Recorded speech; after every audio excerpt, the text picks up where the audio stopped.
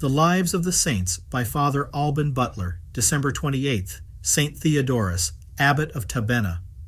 On account of the extraordinary purity of his manners, from his very infancy, surnamed by the Greeks the Sanctified, such was the edification which the whole Church received in the 4th and 5th centuries from many great lights of the monastic order, which then shone in the deserts of Egypt, that Theodoret and Pachomius think the flourishing state of these holy recluses was particularly foretold in those passages of the prophets, in which it is said of the age of the new law of grace, that the wilderness shall bud forth and blossom, and shall rejoice with joy and praise, etc., which interpretation is ingeniously applied to the same purpose by Father Pachomius. There, said an ancient writer who had conversed with several of these holy men, have I seen many fathers leading an angelic life and walking after the example of Jesus.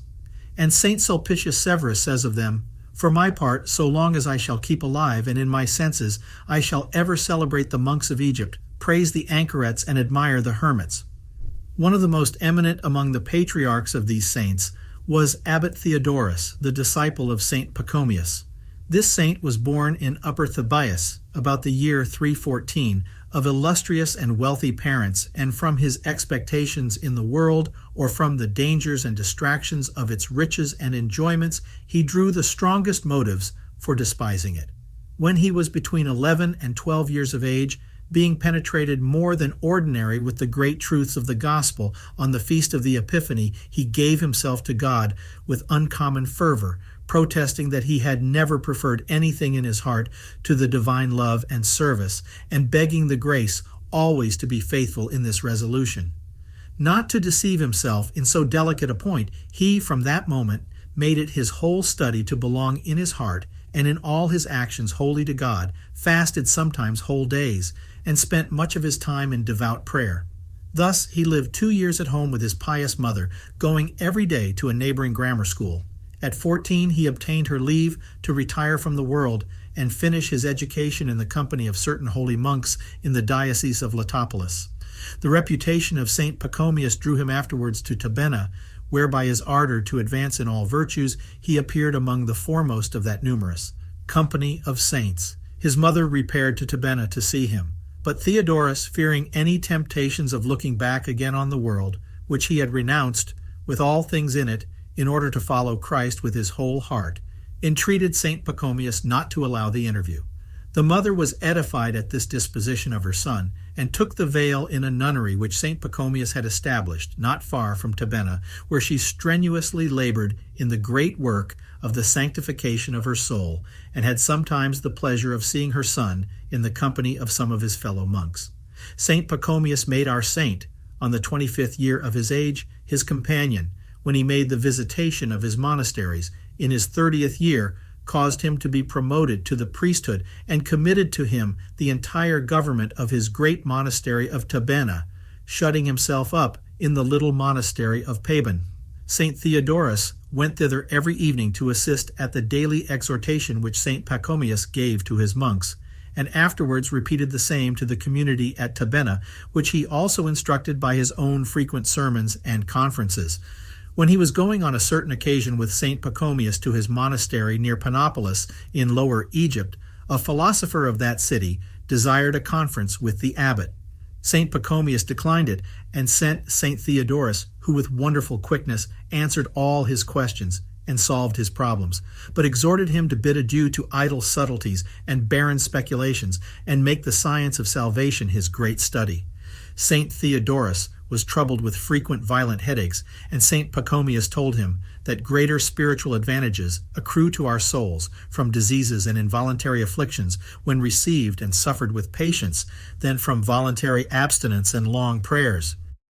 St Pachomius falling sick at Paben 2 years before his death, the monks of Tabenna, by importunities and tears, extorted Theodorus's consent to take upon him the care of the whole congregation, when it should please God to deprive them of their holy founder.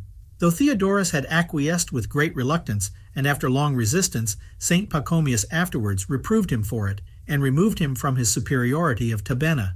St Theodorus accepted this discharge with joy, and voluntarily accused himself of having fallen into vanity and presumption.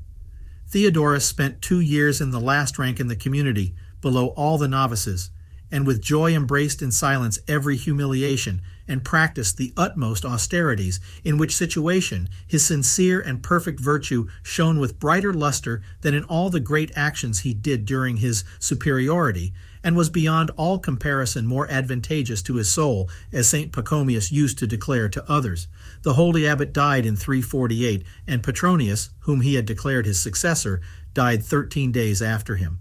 St Orsizius was then chosen abbot, but finding the burden too heavy for his shoulders and his congregation threatened with rising factions, he placed St Theodorus in that charge, but was obliged to use compulsion, and also alleged that it was the express order of St Pachomius before his death. St Theodorus assembled the monks, pathetically exhorted them to unanimity, inquired into the causes of their divisions, and applied effectual remedies. By his prayers and endeavors, a spirit of union and charity was perfectly restored.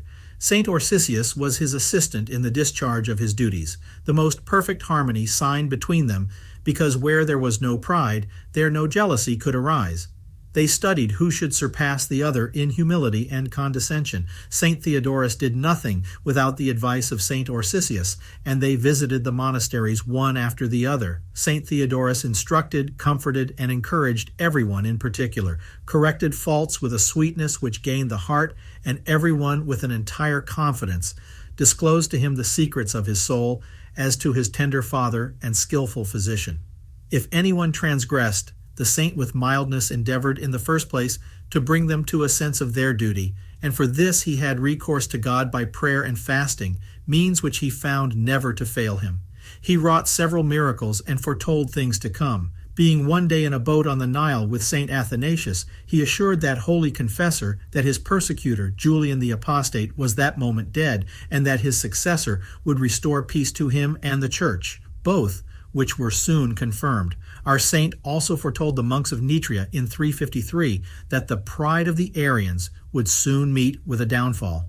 This prediction is contained in an epistle which the saint wrote to the monks of Nitria, extant in the continuation of Bolandus. We have also another letter of this saint, which is an epistolary exhortation to the devout celebration of Easter, published by Holstenius in his Code of Ancient Monastic Rules. The 3 letters of pious instructions which he wrote to his monks, mentioned by Gennadius, are lost. St Nilus and others relate that once, while St Theodorus was preaching to his monks, who were working at the same time in making mats, 2 vipers crawled about his feet. So careful was the saint not to interrupt or disturb the attention of his auditory during that sacred function, that he set his foot upon them till he had finished his discourse. Then taking away his foot, he suffered them to be killed, having received no harm. One of his monks happening to die on Holy Saturday in 367, St Theodorus left the divine office to assist him in his last moments, and said to those that were present, "This death will shortly be followed by another, which is little expected." The brethren watched that night by the corpse, and interred it on Easter Day in the morning, with singing of psalms. At the close of the octave of that solemnity, St Theodorus made a moving discourse to all his monks, for it was their custom to meet all together in the monastery of Paben for the celebration of Easter.